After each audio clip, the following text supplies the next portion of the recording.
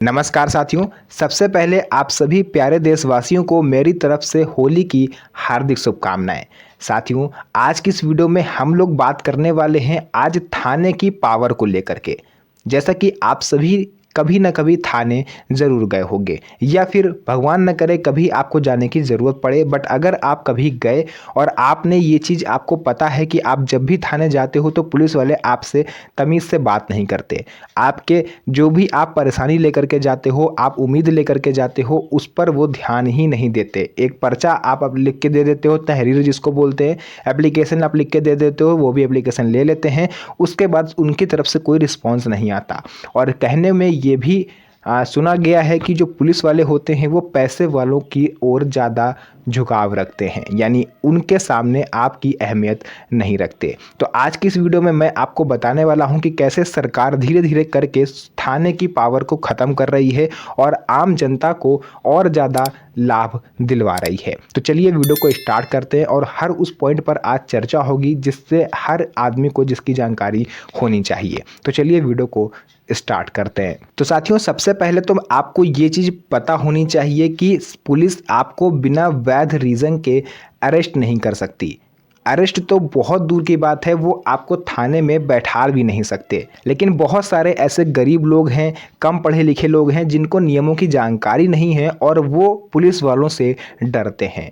Police वाले उनको बुलाते हैं या फिर घर पर आके उठा के ले जाते हैं और थाने में उनको 8-8 10-10 घंटे बैठाले रहते हैं। मानसिक रूप से प्रताड़ित किया जाता है, बट वो लोग भी कुछ नहीं करते और डर जाते हैं। पुलिस वालों से सवाल जवाब नहीं करते कि आपने मुझे मेरी बिना गलती के, मैंने कोई गलती भी नहीं करी, फिर भी आपने थाने में क्यों बैठाला।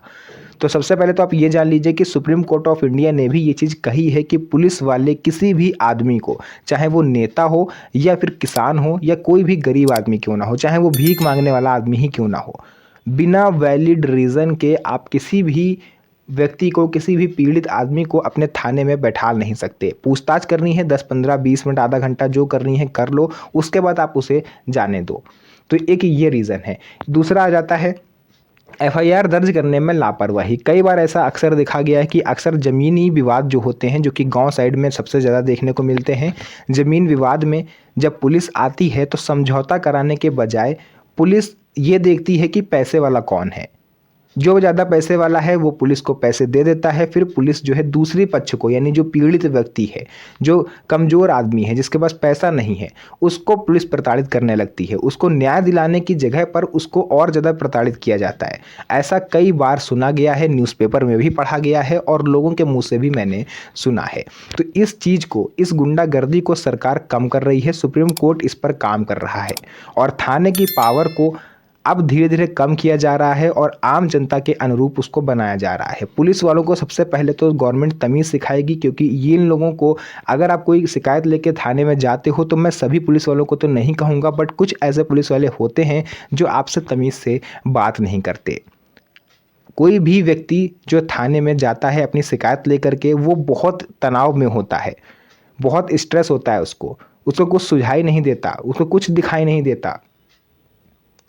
जैसे ही उसको किसी से कोई प्रॉब्लम होती है तो उसके पास सिर्फ एक ही उम्मीद होती है कि कोई नहीं सुन रहा है तो हम पुलिस के पास जाएंगे।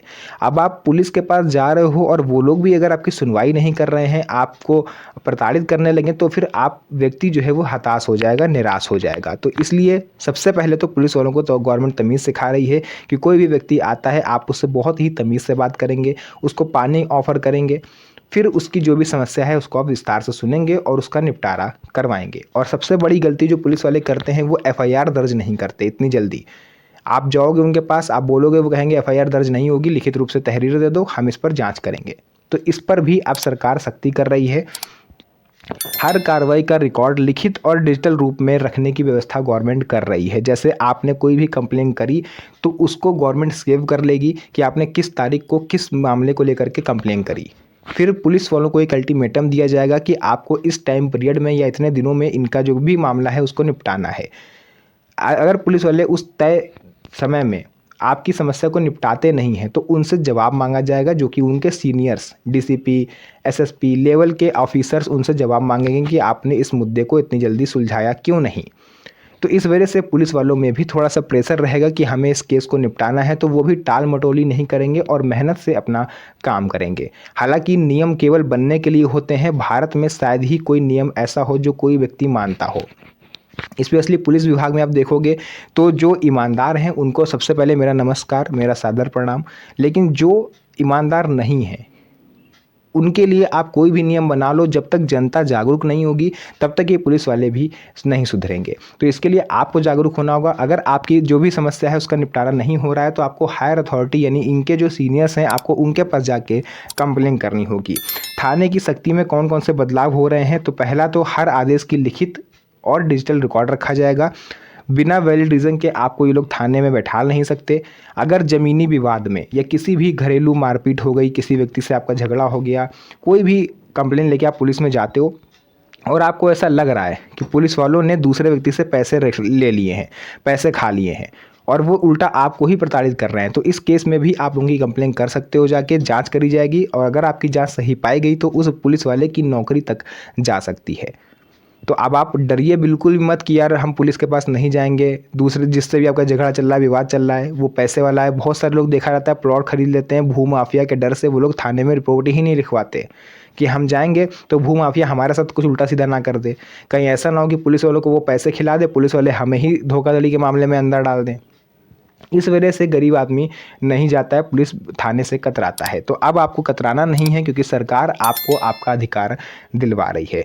सरकार इसलिए ऐसा कर रही है ताकि आम जनता के मन में पुलिस के जो खिलाफ डर है उसको निकाला जा सके। एफआईआर और शिकायत प्रक्रिया में बदलाव हो रहा है। एफआईआर दर्ज न करने पर उच्च अधिकारी तक शिकायत का अधिकार आपको है। शिकायत का डिजिटल रिकॉर्ड होगा। तय समय सीमा में आपका केस सुलझाया जाएगा। ऑनलाइन शिकायत की सुविधा भी आपको यहाँ पर जो सरकार है वो दे रही है। तो जागरूक आपको होना पड़ेगा। थाने की पावर तो धीरे धीरे वैसे भी खत्म हो रही है। ज़मीनी विवादों और अन्य मामलों में राहत है आपको, जैसे ज़मीन, मकान, दुकान जैसे मामलों में प्रक्रिया स्पष्ट होगी। हर केस का रिकॉर्ड ऑनलाइन ट्रैक होगा। कार्रवाई में देरी होने पर अब पुलिस वालों को जवाब देना पड़ेगा। जवाबदेही तय होगी कि क्यों आपने कार्रवाई नहीं करी। अच्छा, यहाँ से एक चीज़ ये भी आ जाती है कि तय समय सीमा में काम खत्म करने को लेकर के पुलिस वालों में भी दबाव रहेगा। तो कहीं ऐसा ना हो कि जल्दी काम करने के चक्कर में, जल्दी केस सुलझाने के चक्कर में वो किसी निर्दोष को उठा करके जेल में डाल दें और अपना जो फाइल है वो कंप्लीट कर दें, ऊपर दिखा दें कि हमने केस सॉल्व कर दिया। तो ऐसे में अगर बाद में जांच हुई और जिस निर्दोष को उन्होंने पकड़ा था वो सही साबित हुआ, यानी कि वो निर्दोष साबित हो गया, तो ऐसे में जिस भी पुलिस वाले ने उनको अंदर डाला होगा उसकी नौकरी जाना लगभग तय है। तो बहुत सारे ऐसे अधिकार हैं जो आप सभी को पता होने चाहिए। जो कम पढ़े लिखे हैं, गांव देहात के लोग हैं, इनको अक्सर जानकारी नहीं होती, जिस वजह से इन्हें समस्या होती है। तो अगर आप नए हैं तो चैनल को सब्सक्राइब करिए, वीडियो को ज़्यादा से ज़्यादा अपने यार दोस्तों रिश्तेदारों के साथ शेयर करिए ताकि ज़रूरत पड़ने पर उन्हें भी इस चीज़ का लाभ पता हो और वो भी अपने अधिकारों के हक में फैसला ले पाएँ। तो जो भी जानकारी थी मैंने आपको पूरा विस्तार से बताया। वीडियो पसंद आई हो वीडियो को लाइक करें, चैनल को ज़्यादा से ज़्यादा सब्सक्राइब करें, शेयर करें वीडियो को ताकि अन्य लोगों तक भी जानकारी पहुंचे। तो फिर से मुलाकात होगी आप सभी से एक और नई मज़ेदार वीडियो में। तब तक के लिए धन्यवाद। जय हिंद।